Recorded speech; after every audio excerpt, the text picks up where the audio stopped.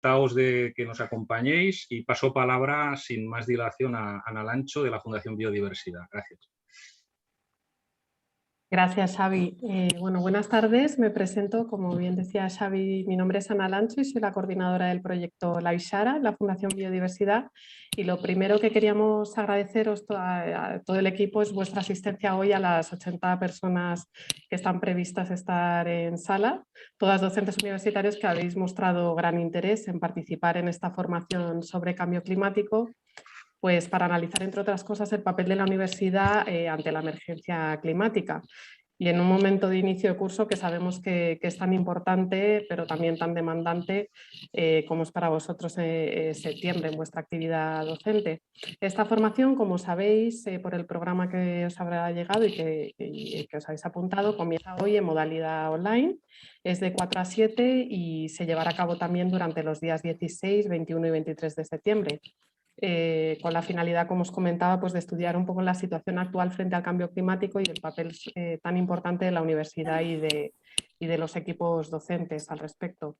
Comentaros que este curso forma parte de una de las acciones principales de formación previstas en el proyecto La Ishara, que recorreremos más en detalle el martes que viene, que coordina la Fundación Biodiversidad del Ministerio para la Transición Ecológica y el Reto Demográfico, junto con una serie de socios, que es la Oficina Española de Cambio Climático, la Agencia Estatal de Meteorología, el Organismo Autónomo de Parques Nacionales a través del Centro Nacional de Educación Ambiental y la Agencia Portuguesa para el Medio Ambiente.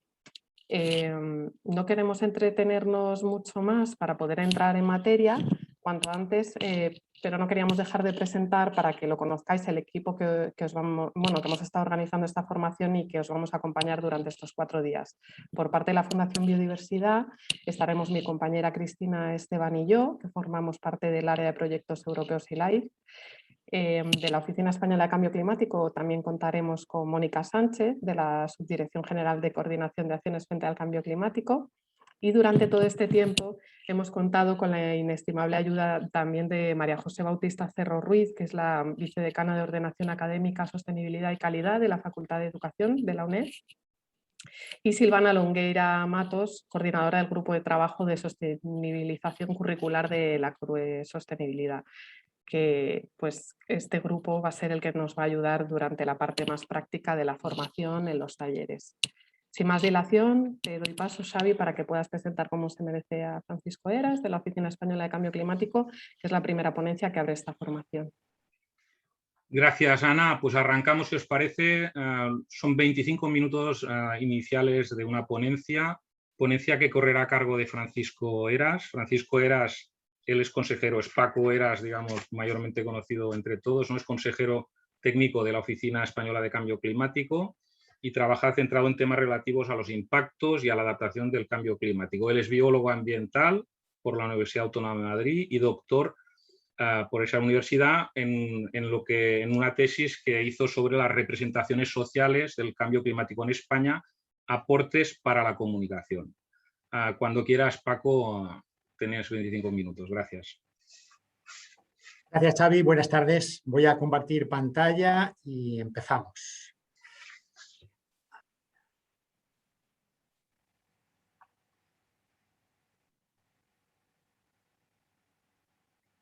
Bien, estáis viendo mi pantalla, ¿verdad?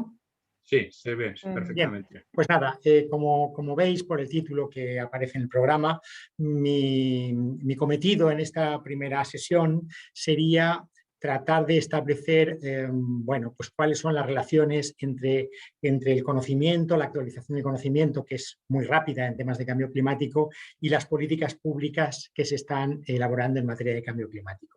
Bueno, en este sentido, en esta especie de bisagra entre la ciencia y la política, contamos con un activo inestimable que es muy conocido, que es el famoso IPCC, que es el grupo de expertos que se ha creado en el marco de Naciones Unidas para informar sobre la ciencia del clima de cara al establecimiento, pues, de políticas, medidas, compromisos de los países en materia de cambio climático.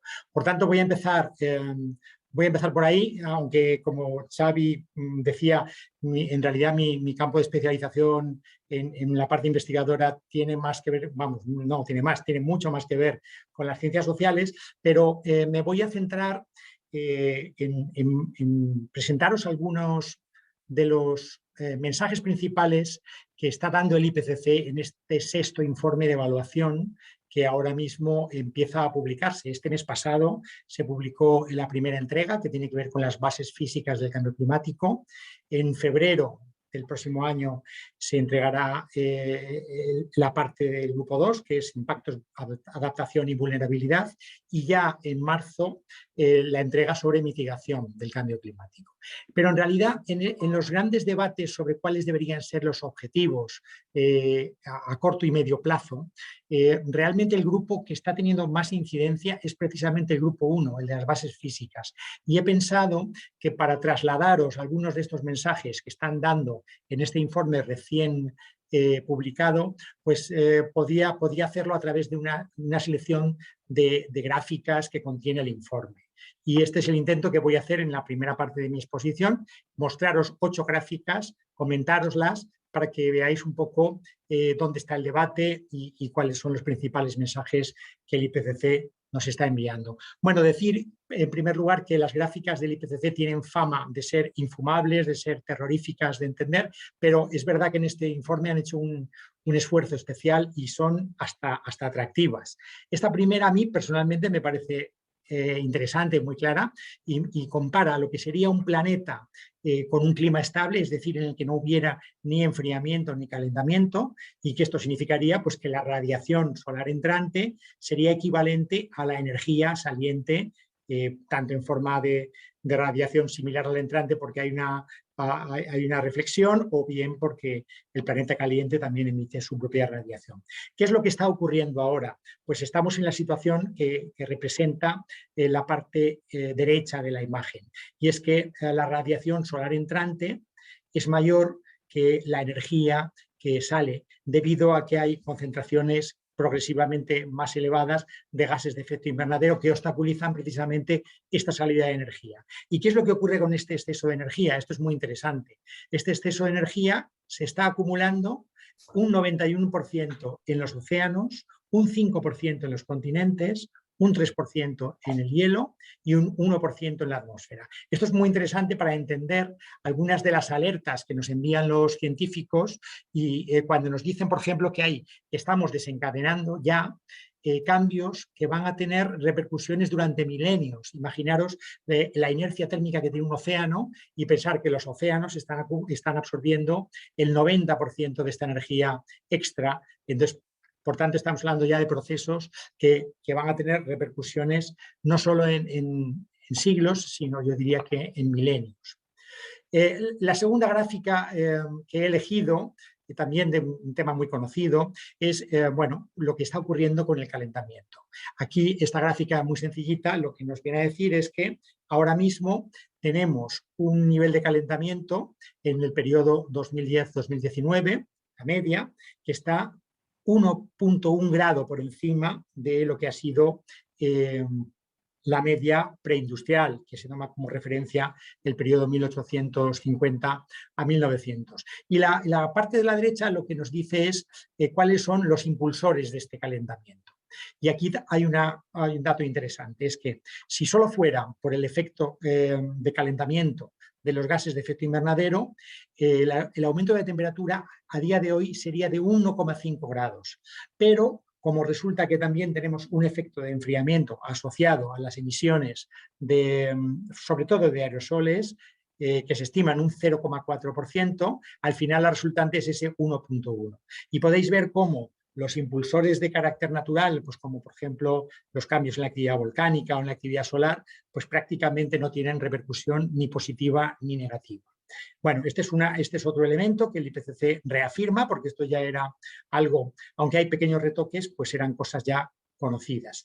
Esta tercera gráfica que he elegido es algo más compleja, pero es esencial para entender dónde están ahora mismo las discusiones. El IPCC aquí lo que ha hecho es representar en la línea de color negro las observaciones de cómo está aumentando la temperatura global en función de cómo están aumentando las emisiones acumuladas de CO2 a partir de 1850. Lo que se puede ver es que la relación es prácticamente lineal, es decir, hay una relación muy fácil de establecer de forma lineal entre lo que son las emisiones que vamos acumulando y el calentamiento que van provocando.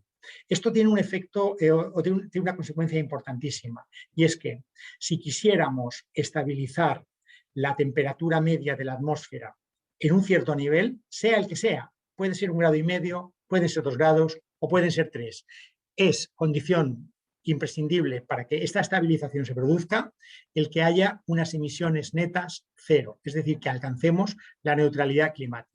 Porque en caso contrario, como este gráfico bien indica, cada tonelada de CO2 emitido al final se traduce en calentamiento.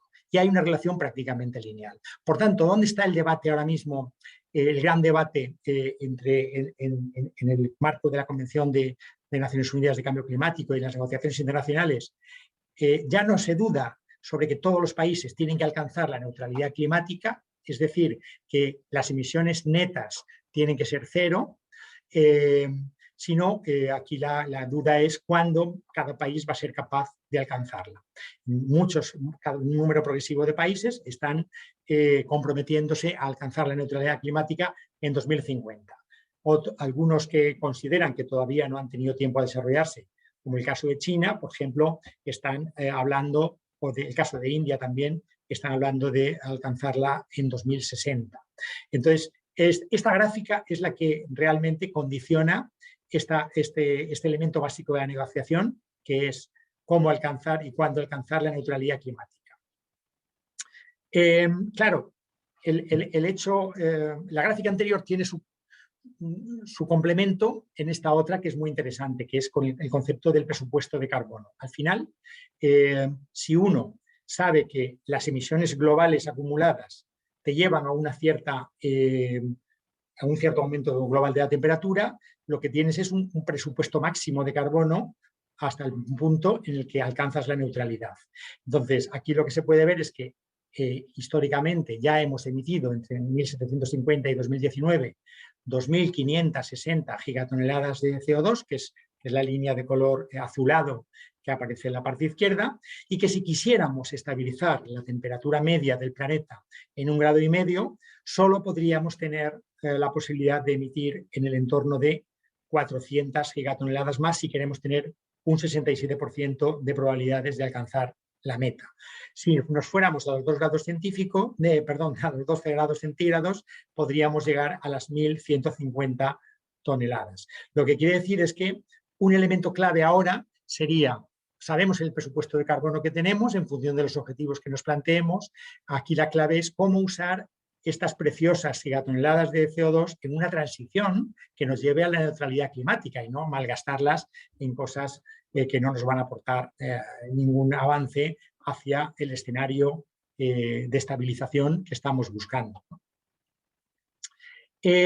Cambiando un poco de tema, sí me gustaría pues también incidir en otros elementos del informe que son importantes. Uno de ellos muy conocido, pero cada vez mejor valorado y mejor estimado, es que los efectos físicos del cambio climático en el planeta van a ser desiguales en función de las regiones. Pues, por ejemplo, aquí vemos en la parte izquierda cómo puede afectar o cómo se va a calentar el planeta con un escenario de 1,5 grados de ascenso o con un escenario de 3, y vemos que el calentamiento se espera que sea más intenso, sobre todo en el Ártico, también sobre los continentes y en el hemisferio norte. En la parte derecha tenemos una estimación de cómo va a cambiar la precipitación y vemos cómo las precipitaciones van a aumentar en las latitudes altas, en los trópicos y en las regiones monzónicas, y en cambio van a disminuir en zonas subtropicales. Este segundo elemento de reparto regional desigual del cambio es especialmente preocupante para el caso de España. Aquí tenéis una gráfica que estima cuáles van a ser las regiones planetarias en las que se prevé un empeoramiento de las sequías como consecuencia del cambio climático. Veis que estamos de lleno en el área mediterránea, uno de los hotspots de la sequía, y que hay un patrón clarísimo que nos afecta, y además lo peor de todo es que ese patrón se repite en todos los escenarios en los que se han hecho las simulaciones. Es decir, podemos estar viendo un escenario de una subida de 1 grado, de 1,5 grados, de 2 grados o de 4. Los espacios geográficos afectados por las sequías y por la disminución de precipitaciones son siempre, según los modelos, los mismos. Lo que cambia es la intensidad con la que se producen estas sequías y la frecuencia con la que se producen las sequías. Por tanto, una mala noticia que nos afecta de este informe es que corrobora un patrón que ya está bastante claro por lo observado hasta ahora, por el que han observado, pero que todos los modelos nos predicen que vamos a estar en un futuro en el cual seguimos estando en el ojo del huracán de la sequía y de la falta de agua, ¿no? Otro elemento así muy rápidamente, a mí este gráfico me ha parecido interesante porque es verdad que ilustra muy bien lo que es el concepto de umbrales en el tema de los efectos que tiene el cambio climático. Es que hay veces, sí, porque no hay que confundir que los cambios desde la perspectiva de la temperatura, por ejemplo, sean relativamente lineales o graduales, aunque las consecuencias sean lineales, son cosas distintas. Entonces, nosotros podemos tener un sistema que puede ser un cultivo, puede ser un bosque, puede ser un ecosistema, puede ser una comunidad humana en relación con la salud, en las que la temperatura vaya aumentando y aparentemente no vaya habiendo ningún impacto. Pero es porque hay umbrales, tanto las especies animales como las vegetales, como los sistemas económicos, tienen umbrales, y entonces a lo mejor resulta que durante un espacio importante de cambio no hay prácticamente consecuencias, pero luego en un momento muy pequeño cruzas uno de estos umbrales críticos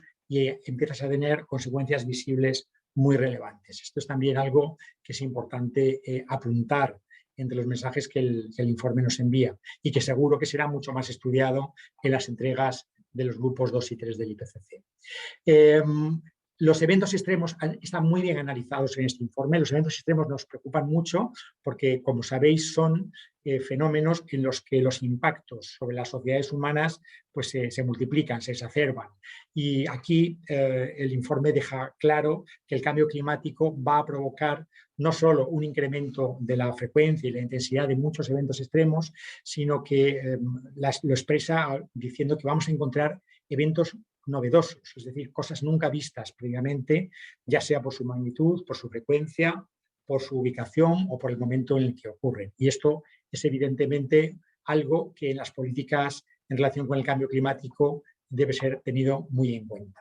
Ya para acabar esta parte de mensajes que nos envía el IPCC, en la jerga que utiliza este informe habla de consecuencias poco probables, pero de un elevado impacto, y textualmente, y esto es bastante tranquilizador, la verdad, que no pueden descartarse consecuencias poco probables, como el colapso de los casquetes de hielo, cambios abruptos en la circulación oceánica, eventos extremos de carácter mixto o un calentamiento futuro sustancialmente mayor al incluido en el rasgo estimado como muy probable.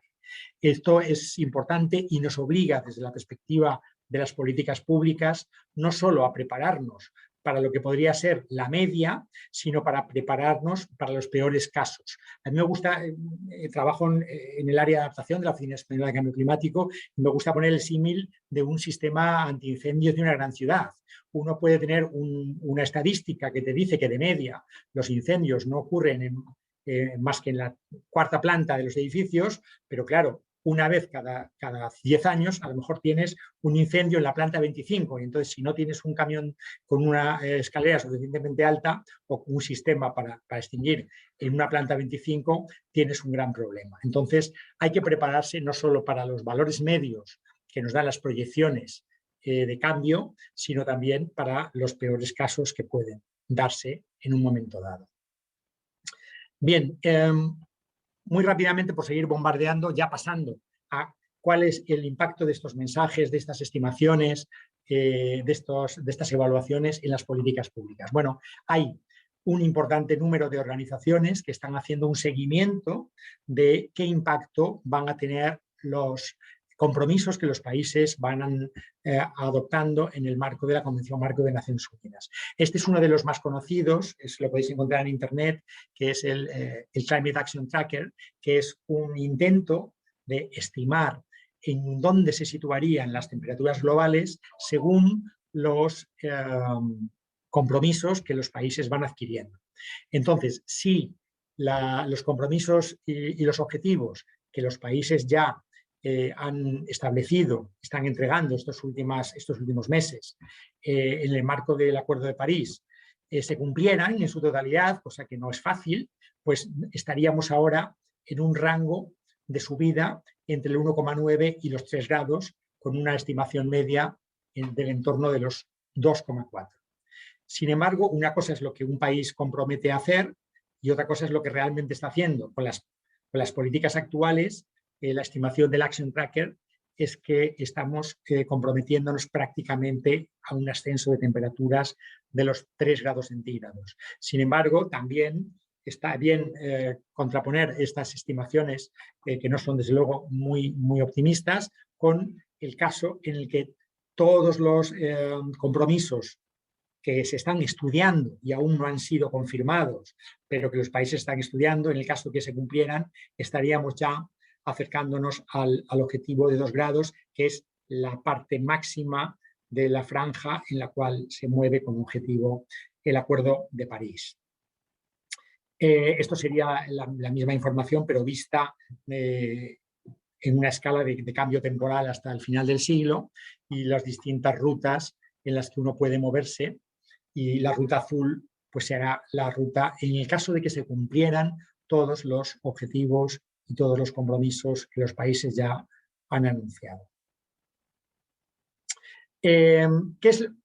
Saltando ya un poco a la política nacional en los pocos minutos que me quedan, decir que hay un elemento que merece mucho la pena destacar, que es la nueva Ley de Cambio Climático y Transición Energética, que se aprobó hace unos meses y que incluye pues, una serie de disposiciones pues, de bastante envergadura y que, desde luego, desde la perspectiva del papel de la universidad frente al cambio climático, deben ser tenidas muy en cuenta.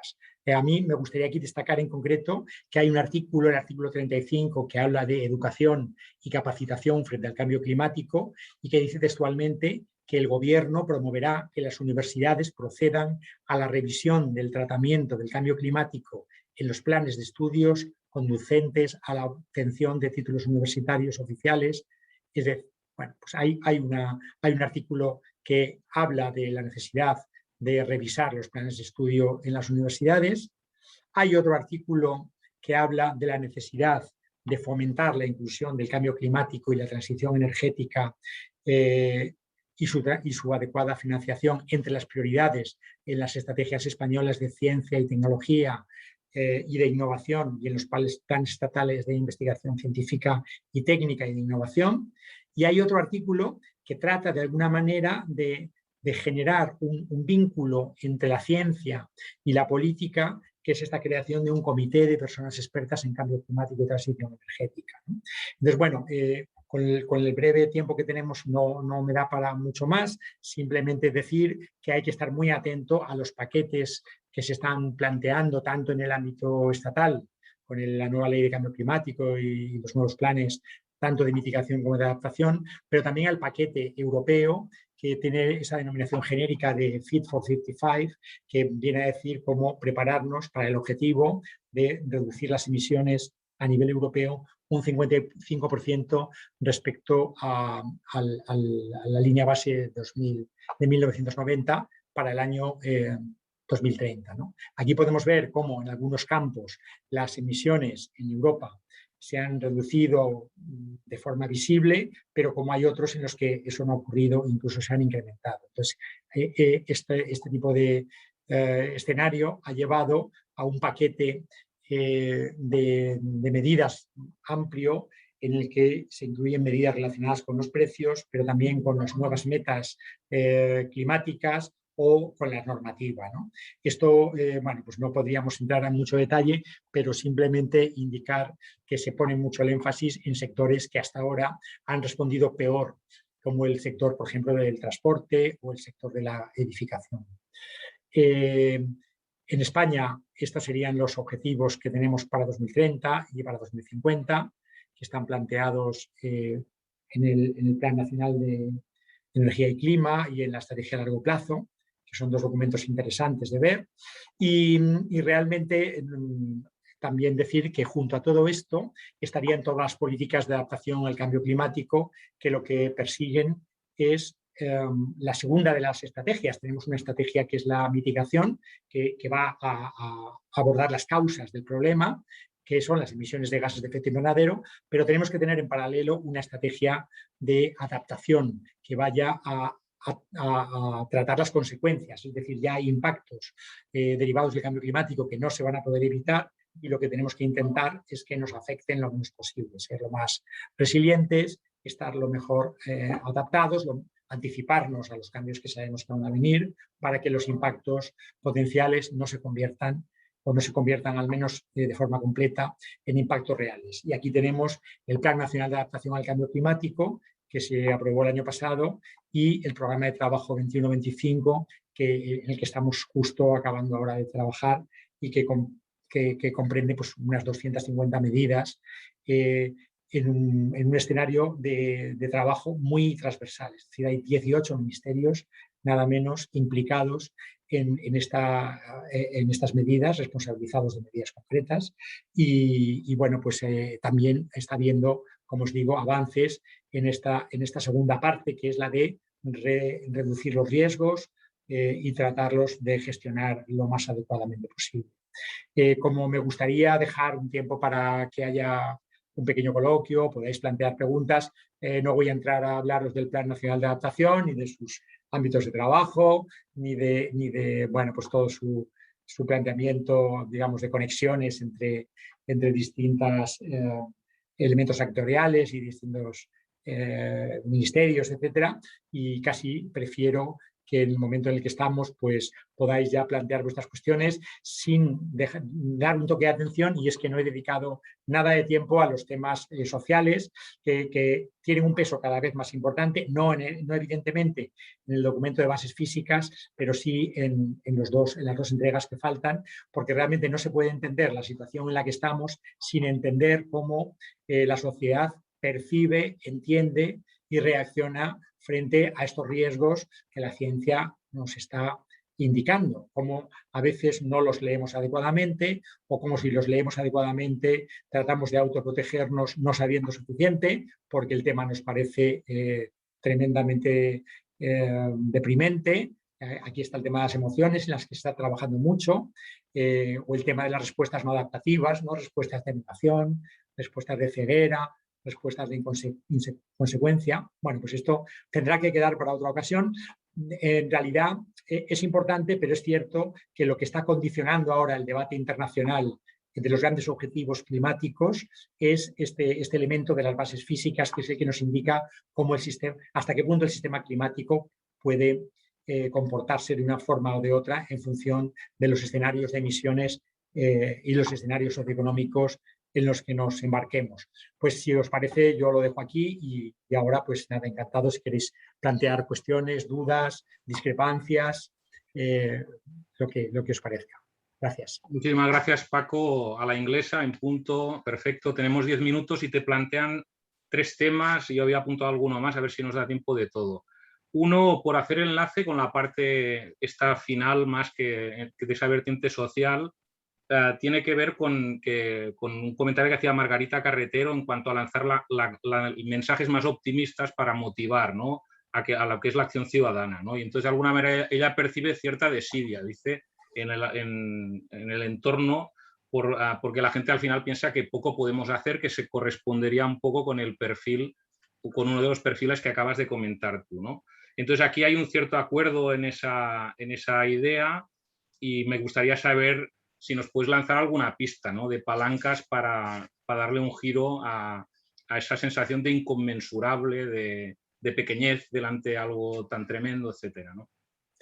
Pues, como se dice en estos casos, me alegro de que me hagas esta pregunta, porque me parece un tema esencial, sobre todo desde la perspectiva educativa. Es decir, mi respuesta sería que no se trata tanto de descafeinar o amortiguar o el tema de los riesgos, como de equilibrarlo adecuadamente con las soluciones. Es decir, lo que resulta tremendamente desmotivador, como se planteaba en la pregunta, desmovilizador, es la sensación de que estamos ante un problema sin salidas. Entonces, yo creo que más que tratar de no asustar a la gente, se trata de que la gente... el miedo tiene muy mala fama, es verdad que tiene muy mala fama, muchas veces a la gente que venimos del campo ambiental nos tachan de alarmistas, pero yo creo que el problema no es el miedo, sino no saber hacia dónde uno tiene que correr ante un peligro. Entonces yo creo que una combinación equilibrada entre señalar riesgos y señalar las salidas a los riesgos es la clave de la movilización. Si uno no considera que tiene un riesgo importante, tampoco le va a prestar al tema mayor interés. Entonces yo no creo que se trate tanto de descafeinar o de hacer más edulcorados los comentarios sobre cuáles son las amenazas que tenemos, que son gravísimas y son además urgentes, sino de este mensaje que permite comprender bien las amenazas, equilibrarlo adecuadamente con información sobre qué se puede hacer frente a estas amenazas, ¿no? Y aquí hablamos de mitigación y hablamos de adaptación, básicamente.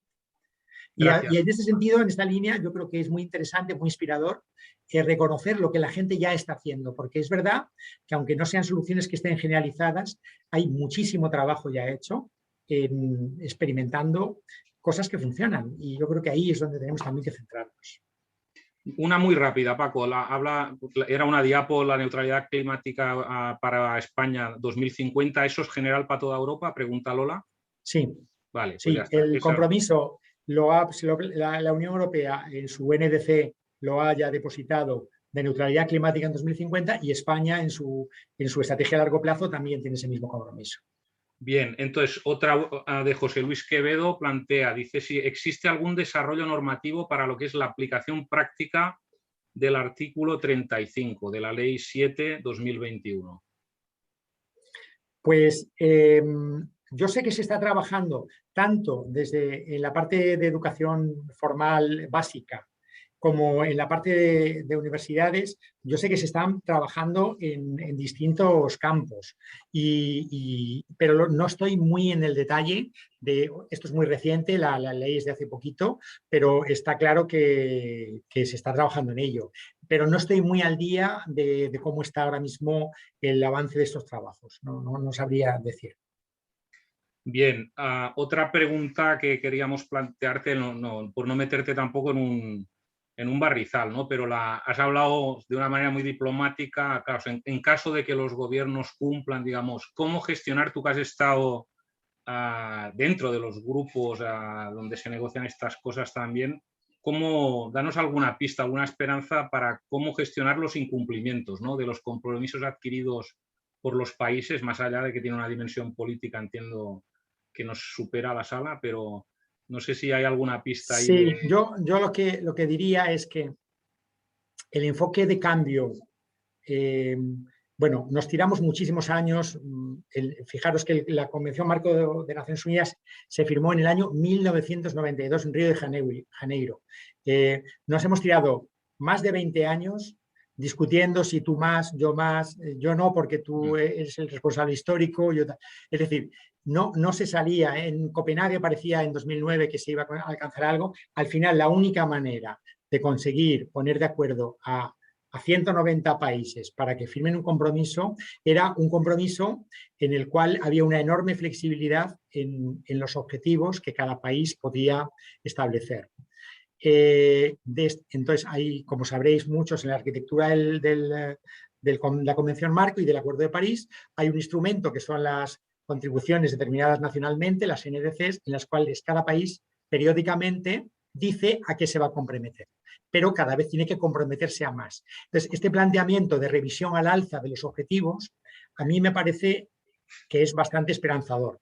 Y es decir, poco a poco, digamos que se van apretando las tuercas, por decirlo así. Un ejemplo de cómo, claro, es muy difícil que un país unilateralmente alcance la neutralidad climática en un sistema de economía global.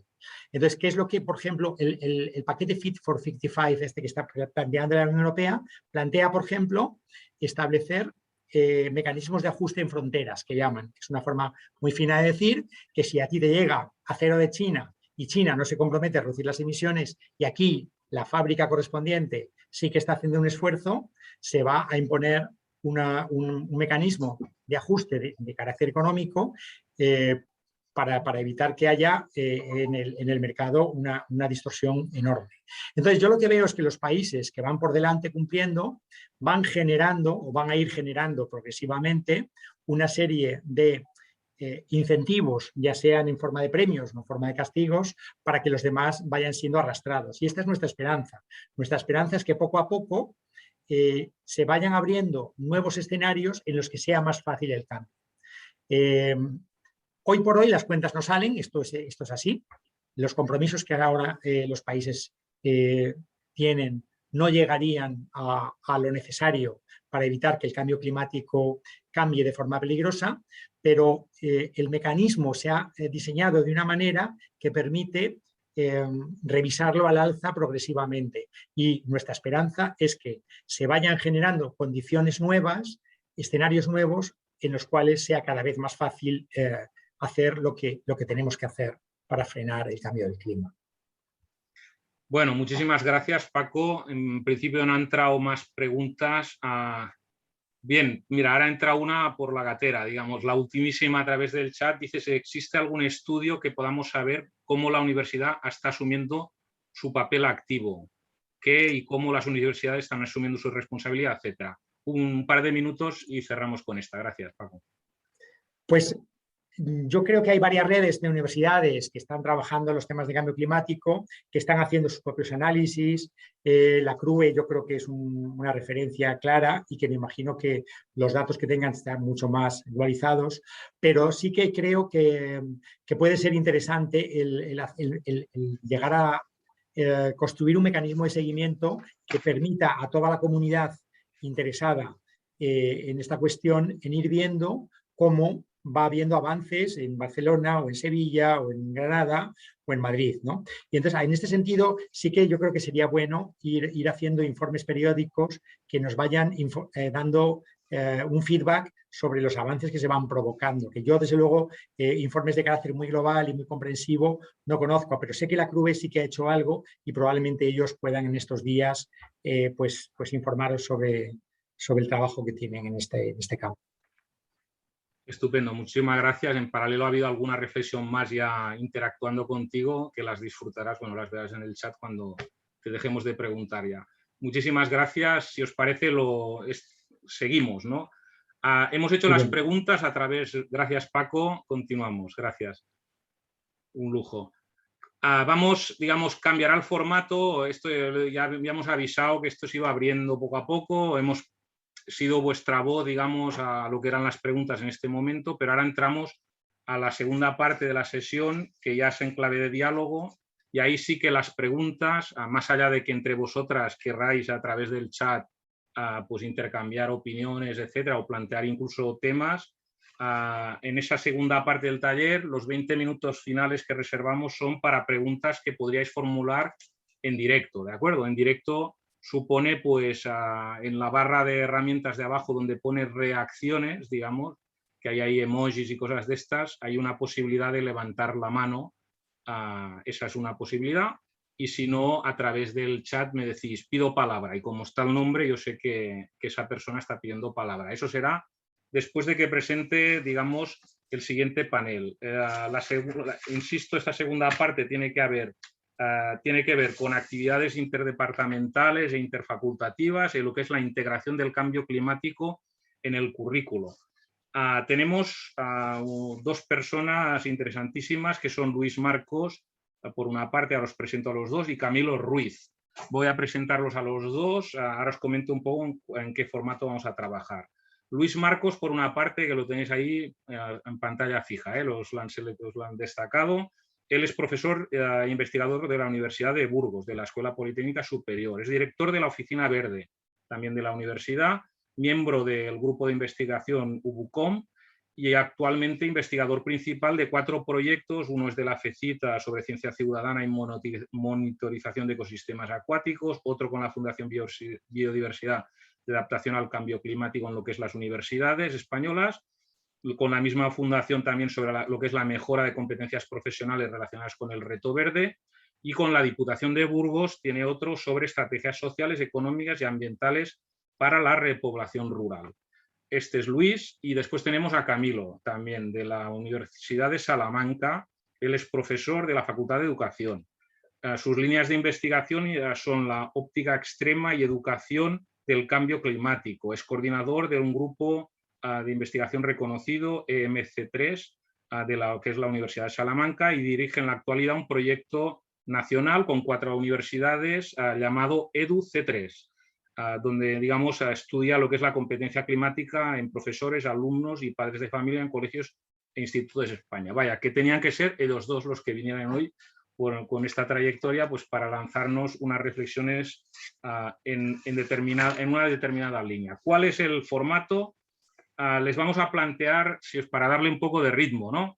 Van a hacer 2 presentaciones, yo les voy a plantear unas preguntas y vamos a hacer 2 rondas. Primero empezaremos con Luis y después con Camilo en la primera ronda de preguntas, para la que tienen 5 minutos cada uno. Os hago la primera pregunta, después haremos una segunda ronda de 5 minutos y los 20 minutos finales son vuestros, o sea que atentos. Y se llama esto, es experiencias, pero es la parte, quiere ser un diálogo, o sea, las intervenciones en sala no requieren tanto preguntar a los ponentes como que seáis una más en lo que es hacer vuestras aportaciones, opiniones, reflexiones complementarias a lo que plantean Camilo y Luis. Camilo y Luis, arrancamos. La pregunta de la primera ronda, a la que tenéis 5 minutos cada uno, empezaremos por Luis, insistía.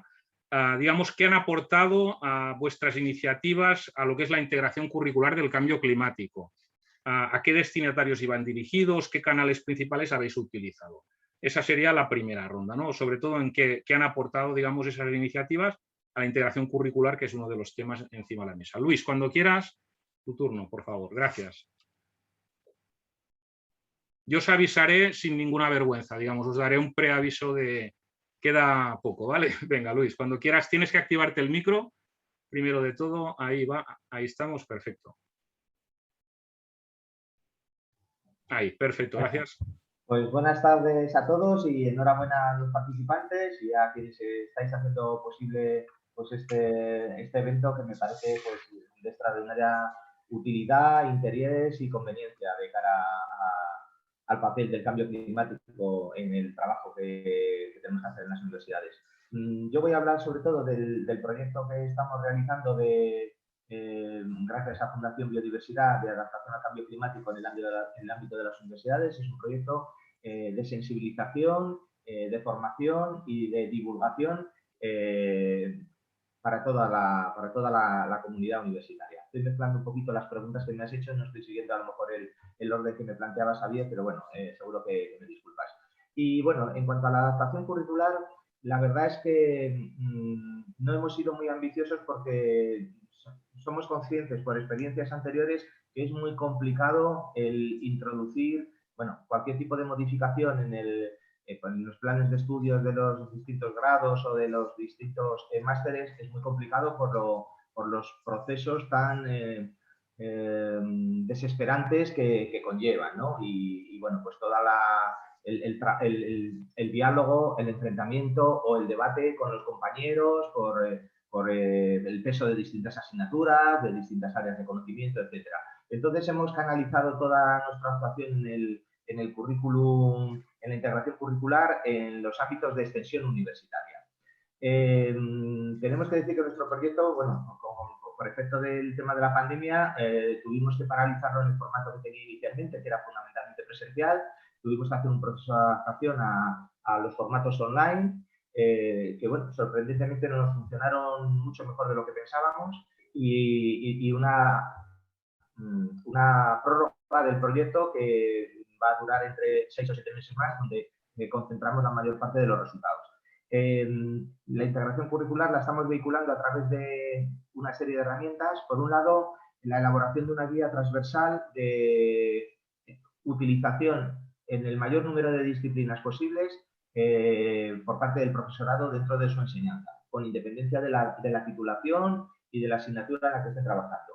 Y estamos trabajando también en la elaboración de una mención, no específicamente sobre cambio climático, pero sí sobre sostenibilidad y medio ambiente, para tratar de generar, la vamos a experimentar en nuestra universidad, en la Universidad de Burgos, pero a través de CRUE Sostenibilidad la vamos a trasladar al resto de las universidades para los que les pueda ser útiles, de tal manera que cursando una serie de conocimientos, de cursos, de actividades, de voluntariados, se pueda incluir en el título de los egresados pues esa mención relacionada con la sostenibilidad del medio ambiente, en la cual obviamente el cambio climático pues tiene un peso importante. Y en cuanto a los métodos que hemos utilizado, pues ya os digo que hemos tenido que trasladar todo al formato online. Nos ha funcionado muy bien el canal de YouTube de nuestra universidad. Teníamos que elaborar una serie de materiales que son charlas divulgativas, charlas un poco de expertos y cursos. Y bueno, pues por ejemplo, justo en el momento más duro de la pandemia, hicimos un curso abierto sobre adaptación al cambio climático bastante intenso, porque los que somos de ingeniería y de ciencias, no sé, nos cuesta a veces el adaptarnos sabiendo que tenía que ser accesible a muchas más personas. Bueno, pues tuvimos prácticamente 500 participantes, y en su mayoría pues eran personas de comunidades universitarias de nuestro país, incluso de América Latina, y fundamentalmente estudiantes. No sé si me queda algún segundo, pero se lo cedo a Camilo. Te quedaba medio minuto, estupendo. Pues venga, Camilo, cuando quieras. Luego te le quito, Camilo. Vale, perfecto. Bueno, yo lo primero que voy a hacer es felicitar a los organizadores por esta iniciativa y por la invitación. Yo creo que este tipo de iniciativas son necesarias y cada vez más urgentes de cara a las tareas que tenemos a continuación. Y a mí lo que me gustaría hablar es primero hacer como una reflexión, un poco general acerca del papel de la universidad, y luego hablar de temas puntuales, de cómo implementar diferentes cosas. Yo creo que la introducción que hizo Paco Heras es muy interesante. Habla acerca de la urgencia de este problema que es el cambio climático, y yo creo que la universidad tiene un rol esencial frente al cambio climático. Y uno de ellos, digamos, es el de formar esta nueva generación de profesionales o de personas en la sociedad. Y esta información relativa al cambio climático y de qué hay que hacer frente a esta gran crisis, es imprescindible que la universidad se tome como misión incluir el cambio climático en la formación de estos alumnos, estos nuevos profesionales que van a tener que enfrentarse a todo esto, no mañana ni pasado, sino hoy, básicamente. Entonces, es imprescindible incluir el cambio climático en la formación de nuestros alumnos, pero también existen otros roles. Por ejemplo, otro de ellos es el de la investigación, crear nuevo conocimiento. Las universidades son un sitio donde se puede crear conocimiento de forma muy efectiva, pero hacerlo de cambio climático tiene bastantes retos. Yo creo que tendremos un momento para explicarlo. Retos desde el punto de vista de cómo se organiza formalmente una investigación de ese tipo, retos de qué clase de recursos, qué clase de financiación podemos tener aquello, qué significa salirnos de la línea que nos han marcado las agencias de calificación para entrar en proyectos que a lo mejor no son muy paralelos con esos objetivos. Entonces, eso también creo que es importante que nos planteemos eso, que la universidad tiene el reto de ampliar el conocimiento en cambio climático. Es una tarea difícil porque es una investigación multidisciplinaria que hay que abordar. Y luego también hay otro par de elementos importantes. Otro de ellos es el que la universidad puede ser como un buen ejemplo de cómo se ve este mundo descarbonizado. Cómo la universidad puede presentarse ante la sociedad como un ciudadano ejemplar. Es decir, la sociedad que requerimos para descarbonizar se ve de esta manera, y eso significa pues, actuar respecto a las emisiones que tiene, en la forma que se organiza, pero en temas todavía mucho más sutiles, como por ejemplo la participación de diferentes comunidades dentro de la universidad para gobernar la universidad, para saber cómo funciona, etc. Entonces, yo creo que, digamos, la reflexión general que nosotros hemos hecho es que la universidad tiene un rol muy importante frente al cambio climático. Es un rol que tenemos que activar nosotros mismos, es decir, dudo mucho que políticas nacionales o de Europa nos digan esto es lo que tiene que hacer la universidad y que eso, digamos, sea muy efectivo. Yo creo que es más realista pensar que los mismos profesores, las comunidades universitarias son las que van a llegar a estar a la altura del reto que tenemos, y eso tenemos que activar. Y los últimos segundos que tengo me gustaría comentar un poco de las experiencias que nosotros hemos tenido. Hemos tenido diferentes canales en los que hemos intentado trabajar con cambio climático, y en todos ellos hemos encontrado retos y oportunidades. Las oportunidades yo creo que están muy claras. Digamos, es un problema muy complejo, es un problema muy interesante desde el punto de vista científico cual abordar, pero también tiene muchas dificultades. La primera de ellas yo diría que es el colaborar con gente dentro de las universidades, porque digamos, todas las áreas de conocimiento están organizadas para aislar, digamos, el punto de vista, y esto es justamente lo contrario, ¿no? Es un problema global que requiere multidisciplinaridad, e implementar eso de forma efectiva para empezar un proyecto de investigación o hacer algún proyecto específico, pues toma tiempo, toma recursos, y eso, digamos, tenemos que trabajar mucho para que logremos hacer que esa colaboración entre diferentes disciplinas en diferentes partes de la universidad pues sea efectiva. Nosotros hemos tenido experiencia con proyectos de investigación y ha sido muy rica porque nos ha permitido crear nuevos temas que antes no teníamos. También tiene un costo, digamos, porque tenemos que comunicarnos con nuevos lenguajes, con otra gente de otras áreas que antes no teníamos, pero, digamos, hay cosas interesantes. En el tema de la educación, en el que nosotros estamos particularmente interesados, tenemos experiencias bastante enriquecedoras. Por ejemplo, una de las cosas que hicimos, que funcionó muy bien, es crear un MOOC. Un MOOC que se trata de la ciencia del cambio climático explicado al público en general, pero también, digamos, a profesionales, y además en castellano. Y esto lo hicimos y fue muy efectivo porque nos permitió, digamos, entrar en un sitio en el que yo creo que todos tenemos que ponernos, y es que lo primero que tenemos que hacer es informar a nuestros alumnos y en general a la comunidad en qué consiste este problema, cuáles son las soluciones que tenemos a mano, y en lograr activar todos los recursos disponibles para ir implementando todas estas soluciones de las que habló Paco Heras.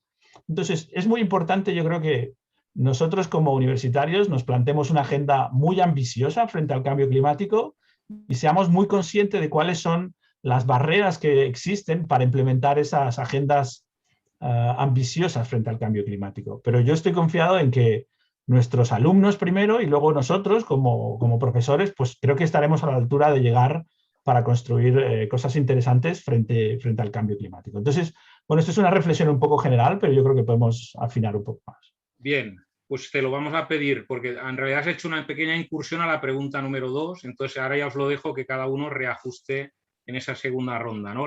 Porque la pregunta número 2, digamos, o el segundo bloque, la segunda ronda, tenía que ver con lo que una de las dificultades que apuntabas tú en lo que es esa zona de confort de cada uno, ¿no? Y esa dificultad de lo que es coordinarse a nivel interdepartamental para lo que es el desarrollo de este tipo de iniciativas.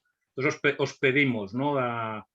¿Qué aporta, digamos, esa coordinación interdepartamental en el desarrollo? ¿Qué potencialidad, qué dificultades? Por eso te decía, Camilo, que algunas ya las has apuntado, ¿no? Pero ¿qué potencialidad, qué dificultades presenta ese trabajo entre departamentos y facultades, ¿no?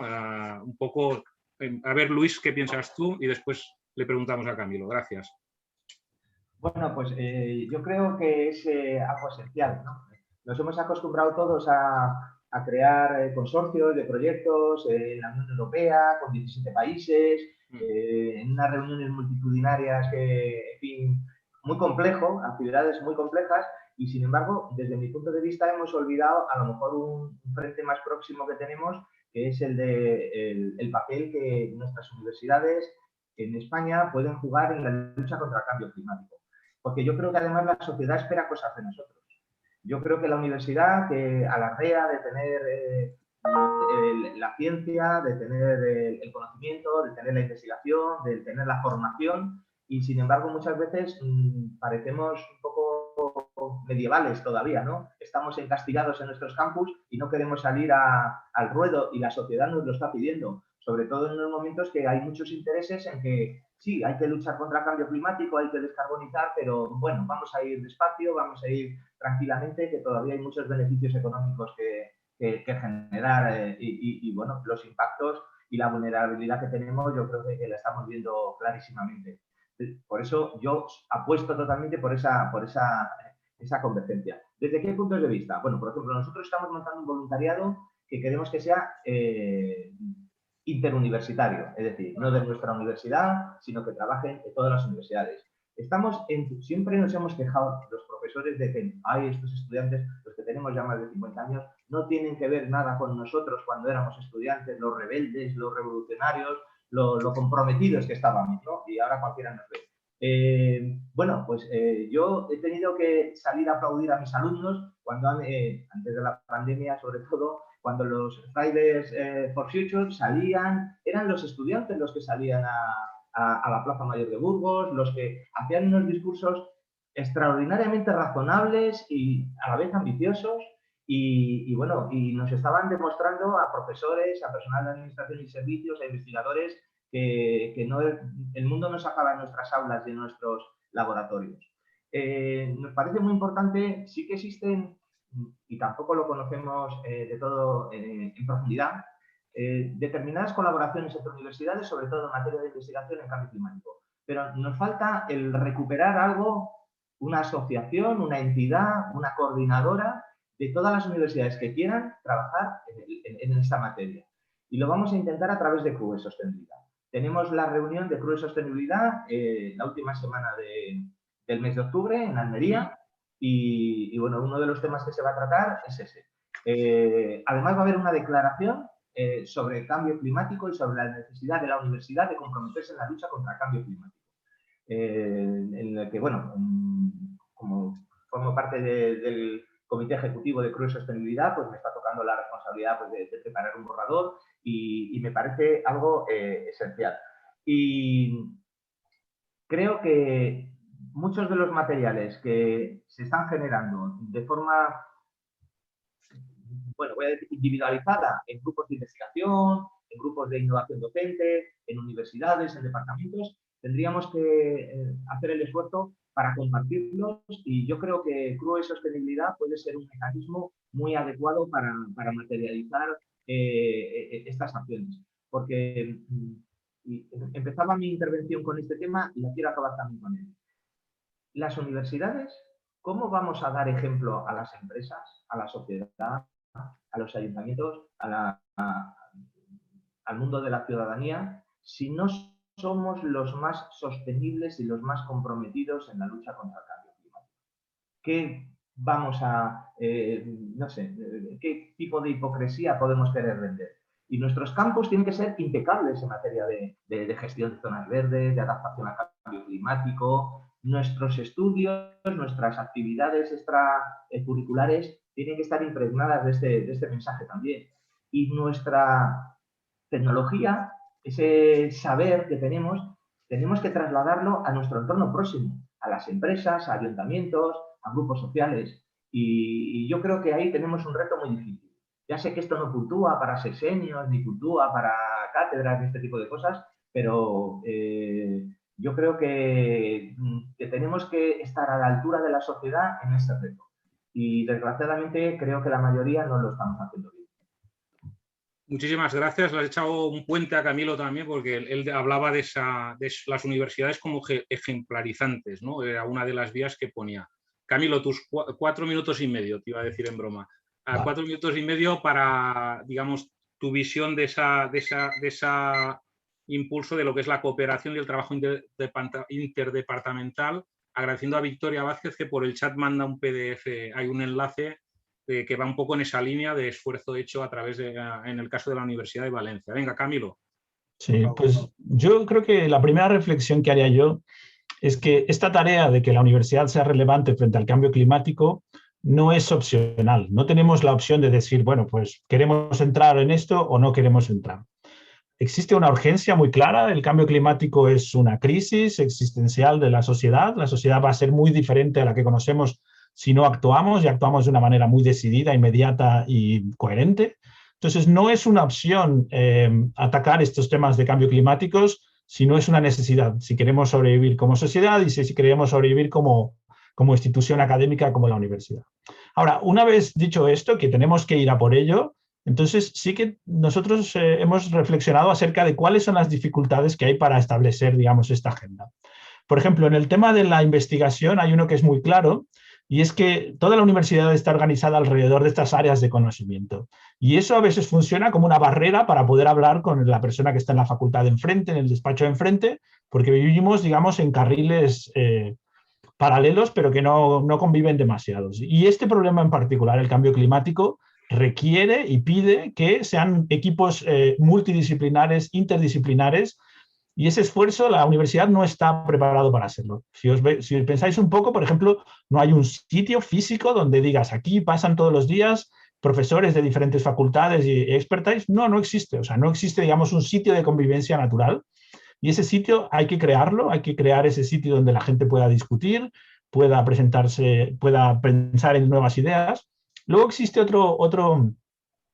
otra barrera, y es la de los esquemas de financiación de la investigación. Ir a este tipo de temas tiene un riesgo muy importante porque, digamos, por ejemplo, ni siquiera hay mesas específicas de cambio climático en los proyectos del Plan Nacional. O sea, que si uno llega con el proyecto nacional, pues hay que un poco ver a qué mesa te va a tocar, ¿no? Entonces, eso yo creo que tendría que cambiar. El Ministerio y diferentes instituciones que financian la investigación deberían plantearse incentivar este tipo de investigación. Entonces, estos, digamos, son unas de las barreras que existen. Existen otro tipo de barreras o, digamos, de cosas que son muy positivas. Lo primero que decían del voluntariado, nuestros alumnos, yo creo que son conscientes de este problema, están a la altura, yo creo que están a la altura del reto que tienen y tienen la capacidad de poder enfrentar ese reto, pero sí que requieren digamos, que nosotros mostremos cuál es esa información, cómo es la realidad y la logremos trasladar hasta cosas que ellos puedan actuar, que sepamos incorporar todo este tipo de temas en la formación de nuestros alumnos. Y por otro lado, nosotros hemos tenido experiencias muy positivas. Por ejemplo, una vez organizamos un seminario que se llamaba La Universidad frente al Cambio Climático. Invitamos a gente de muchas facultades y muchos expertise, y lo que es claro es que todos los profesores, todos los investigadores tenían ganas de participar en ese esfuerzo, y la respuesta de la comunidad también fue muy interesante. Querían hablar y querían comentar acerca de eso. Entonces, yo creo que hay mucha materia en ese respecto. Otro de las barreras que yo veo es el tema de la organización. Normalmente para ir a pedir dinero para proyectos nacionales, internacionales, europeos, es necesario crear redes que no son redes que tengamos muy hechas a mano, es decir, red de varios grupos que no somos del mismo expertise o del mismo área.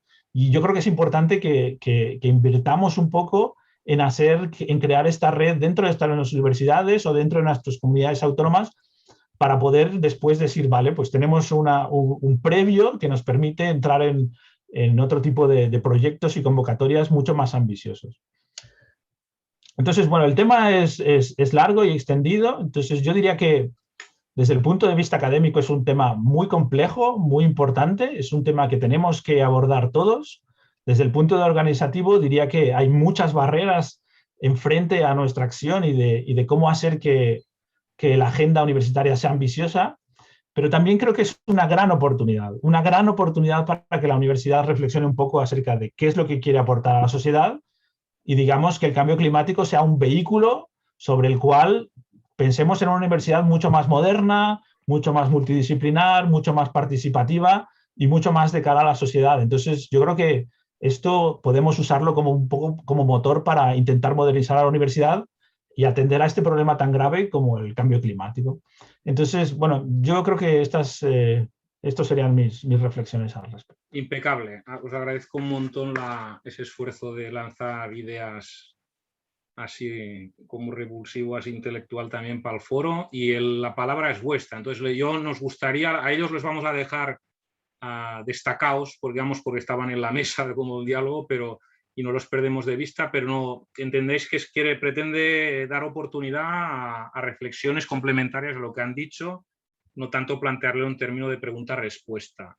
Es verdad que a través del foro, bueno, hay algún debate no en paralelo, no llega a ser un debate, pero hay Emilio Chubieco que dice, ¿me podéis indicar en qué universidades en las que estamos ahora en el seminario existe esa asignatura de cambio climático? Bueno, digamos, me gustaría que ahora tomarais palabra para iros entrenando a lo que vendrá después del descanso. Tenemos hasta las 17:20, 14 minutos buenísimos para plantear reflexiones complementarias a esos retos, a esas dificultades, a herramientas que nos han apuntado, etcétera, que queráis plantear en este módulo. Venga, yo manos alzadas no he visto ninguna, pido, igual sí que es que ahora han entrado 3 mensajes de golpe. Bueno, no. Vale, hay el intercambio ahora de quién hay. Tenemos Emilio que ha mandado también para el chat. Emilio, la palabra, pues te activas el micro, gracias. Tenemos eso, 14 minutos y lo más cortito que podáis, ¿no? No sé, para dar un poco juego al máximo de gente. Gracias, Emilio. Sí, bueno, en primer lugar también felicitaros por la iniciativa. Y bueno, en la línea de lo que estaba comentando Luis, yo llevo más de 20 años dando clases en la Facultad de Ambientales y doy una asignatura de cambio climático, pero cuando veo el parque móvil de la Facultad de Ambientales, pues me llama la atención lo de la emergencia climática. Sinceramente no sé muy bien de qué estamos hablando con la palabra emergencia, no la entiendo, ¿no? Yo no entiendo así la emergencia. La emergencia la entendemos todos ahora con el COVID, lo que significa hacer algo ya. La primera cosa que debería hacer una universidad es dar clase de esto, o sea, enseñar sobre estas cuestiones, y en la Facultad de Ambientales es la única en Alcalá en donde se da una asignatura optativa, que por lo tanto no hacen todos los alumnos, ni siquiera de ambientales, sobre esta cuestión. Sería la primera cosa que teníamos que plantearnos, ¿no? Que esto fuera una enseñanza transversal, no digo en cualquier titulación, pero por lo menos en todas las universidades españolas, ¿no? Gracias, pues, Emilio. Perdón, ¿habías terminado o no? No, simplemente que me parece que esa sería la primera piedra de abordar el asunto, por supuesto, de la investigación y, por supuesto, de la gestión. Obviamente estoy totalmente de acuerdo, ¿no? Pero empecemos con la enseñanza, ¿no? Que tampoco creo que lo tengamos cubierto, ni muchísimo menos, ¿no? Gracias. Lola Raigón pide palabra. Gracias. Y después José Luis Ballesteros. Lola, cuando quieras. Gracias, Xavier. Pues enlazo con lo último que ha comentado el compañero. Hemos estado hablando de la importancia de la docencia, hemos estado hablando de la importancia de la investigación, pero yo creo que esto es tan importante que tiene que formar parte de la transversalidad total de la universidad. Es decir, que la gestión en las políticas universitarias deberían ya incorporar la acción para la desneutralización de los campus, las acciones en cuanto a movilidad, accesibilidad, control total en esta vía, porque los campus universitarios principalmente son alumnos, somos profesores, pero también está el personal de administración, también está la visión social que estamos dando de la universidad, y creo que todo eso tiene que ser el todo para que eso se lleve adelante como inicio. Gracias, Lola. A José Luis, por favor.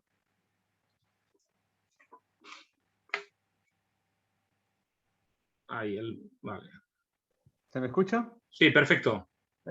Buenas tardes, muchas gracias por la iniciativa. Mi pregunta va en torno a la docencia y cómo incluir el cambio climático, y no desde el punto de vista específico de asignaturas en titulaciones de ambientales o similares, sino en asignaturas de todo tipo. Desde el punto de vista de la gestión de empresas, nosotros tenemos aquí el grado en turismo, y en el grado en turismo nosotros podemos incidir en cuestiones como que afectan al cambio climático, como el consumo de productos de kilómetro cero, por ejemplo, y yo no sé en qué medida existen ayudas, repositorios, iniciativas que faciliten el que aquellos que tengamos interés en introducir contenidos en el cambio climático pudiéramos acceder a información un poco sectorial que pudiéramos incorporar a nuestros planes de estudio, porque además creo que ahondaría en lo que ha comentado Lola, no desde el punto de vista de la universidad, sino de la transversalidad en los contenidos de todas las asignaturas, porque el cambio climático es algo que afecta a alguien que está en la agricultura, pero también a alguien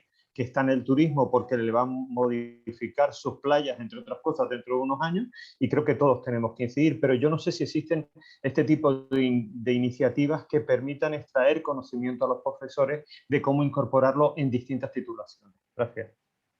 Pues José Luis pide ayuda, digamos. Alguien se anima, digamos, o que le den pistas más que ayuda, ¿no? Sería... entonces, ¿hay alguien, veía que Camilo hacía en lo no verbal que sí, supongo, no sé si queréis... Sí, yo me gustaría comentar que, por ejemplo, existen diferentes recursos. El informe que mencionó Paco Veras del IPSS es una herramienta bastante útil, digamos, para crear un panorama general. Existe el Plan Nacional de Mitigación y Adaptación a Cambio Climático, que está dividido en diferentes sectores y es bastante útil para digamos, buscar información de primera mano acerca de sectores específicos. También, por ejemplo, simplemente quería comentar que nosotros tuvimos la oportunidad de hacer un trabajo para la Diputación de Ávila. La Diputación nos pidió hacer el plan de mitigación y adaptación de cambio climático de Ávila. Y fue una experiencia muy interesante en la que conseguimos que muchos profesores de muchas diferentes áreas participaran en ese informe, y de alguna manera nosotros creamos ese conocimiento acerca de esa provincia en particular, y ese conocimiento pues en algún momento puede trasladarse a la educación, a la universitaria o de otro tipo. Gracias. Entonces pedía palabra Jesús Marcos Gamero, por favor.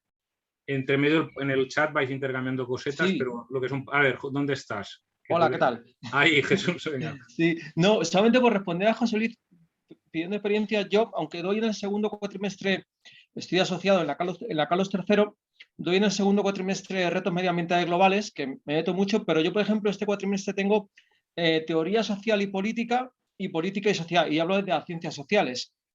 Yo directamente me tiro a la piscina. Yo mañana tengo que darles una charla sobre Aristóteles, Rousseau, contrato social, etcétera, pero luego en el taller me busco la vida para que en el seminario vinculemos, ya que hablo de teoría social y política y hablo de ciencias sociales, vinculemos de algún modo esos autores con el cambio climático, ¿no? Y se pueden encontrar contenidos, y también es una cuestión de imaginación. Claro, esto lo hago yo de motu propio con mi asignatura, ¿no? Y también doy un seminario de política y sociedad, una compañera da magistral, pero yo veo su teoría y lo mismo, me lanzo de cabeza para vincular esas cuestiones.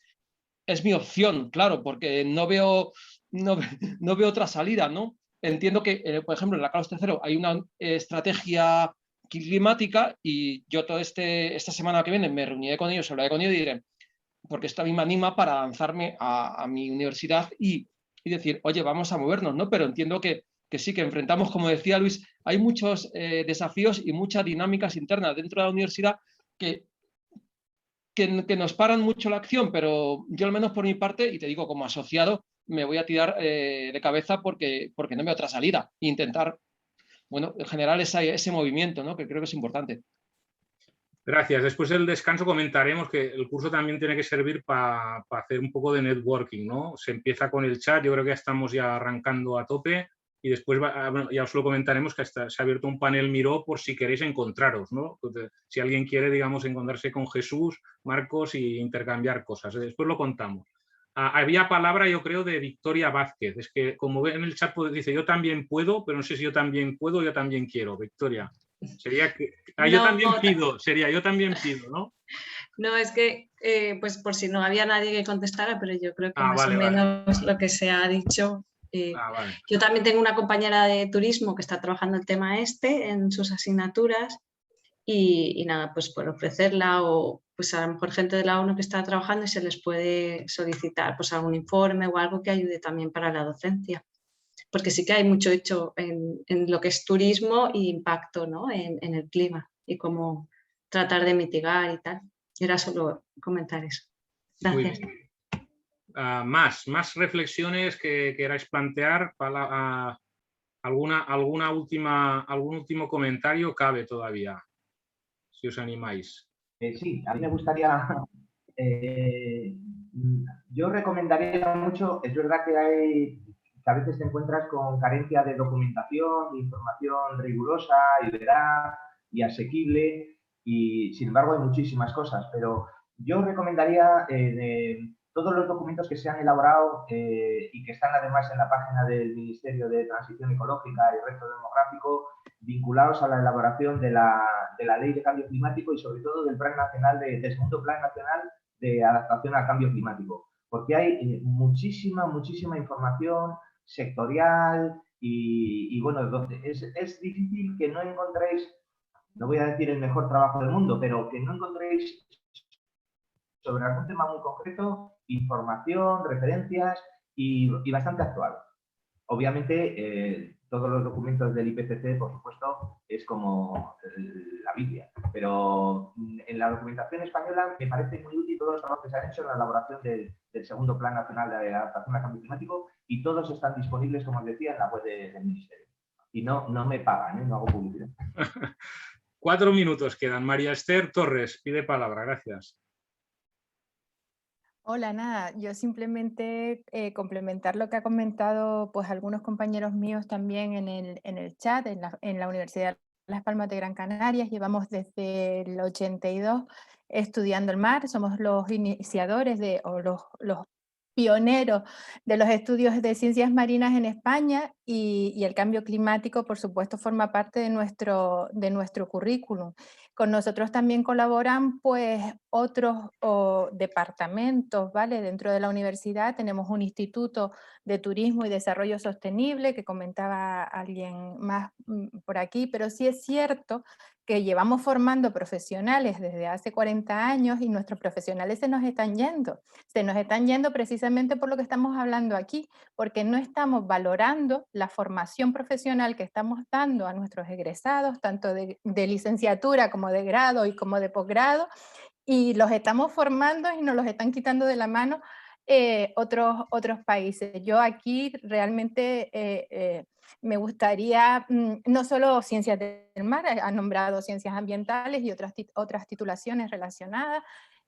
Creo que es importante que este es nuestro momento, quiero decir, el momento de formar profesionales, de dar valor a los profesionales que ya existen, ¿vale? Para implementarlos e incorporarlos en lo que se nos viene, ¿vale? Porque los necesitamos, simplemente eso. Gracias. Muchísimas gracias. Bien, no sé si... Ahora pasaríamos, no sé si hay más palabras o alguna consideración final. Nos queda un minuto, si fuera el caso. Sí, yo tal vez solo ocupar un minuto en lo siguiente. Yo cada año hago una especie de investigación acerca de los másters en cambio climático que existen, y lo curioso es que hasta hace poco no había muchos de ellos, pero ahora este último año hay muchísimos de ellos de instituciones inglesas, americanas, de cambio climático en español. Y esto yo creo que es una reflexión muy importante en el sentido de que tenemos que ser las universidades españolas las que podamos dar esa formación tan valiosa como la que ha mencionado, y ser líderes en el mundo en general, pero en el mundo en castellano mucho más, en formación de cambio climático. Y si ese lugar no lo tomamos, pues lo tomarán otras instituciones. Rapidísimo, María Esther. Totalmente de acuerdo con Camilo y con Luis. El problema que tenemos a la hora de llevar a cabo titulaciones nuevas es la dificultad y la lentitud en la que tenemos en nuestro sistema universitario. Muchas veces tenemos las ideas, pero es muy difícil implementarlas en un papel para ponerlas en marcha. Bien. Ya no tengo más. No, no, por favor, al revés, a mí me encanta. Si no, eso es aburrido. Se trata de esto, justamente. O sea, que vamos estupendamente. Una pequeña tontería: cuando os intercambiáis cosas en el chat, podéis seleccionar si es a todos o si es a alguien del chat. Eso yo creo que ya lo maneja mucha gente. Por si alguien no lo sabía, puede buscar a quien quiere. Me refiero ya para quedar para cenar, que eso ya es otro tema. Pues ese tipo de información ya sería dirigirla personalmente a la persona interesada. No digo digo en broma, digo porque pues, si os compartís teléfonos o lo que fuera, entiendo que estáis libremente, digamos, dando esa información en abierto. Si no, mandarlo por favor a través de la persona interesada. Más cosas sagradas y nos vamos ahora mismo. Son 17:20. No apaguéis la cámara. Podéis apagar la cámara y el micro, pero no podéis salir. No es que no podáis salir a la reunión, es que si salís nos hacéis una jugarreta porque tenemos los grupos preparados para dentro de 10 minutos y cuando sales de la reunión os tenemos que volver a asignar, ¿no? Por lo tanto, por ahora lo único que se pide ahora es que de 17:20 a 17:30 apagáis micros si queréis y cámaras, quien quiera, y a 17:30 enganchamos, pero no salgáis, por favor, de la reunión si no es un imponderable. Vaya, por favor. Gracias. Nos vemos ahora mismo.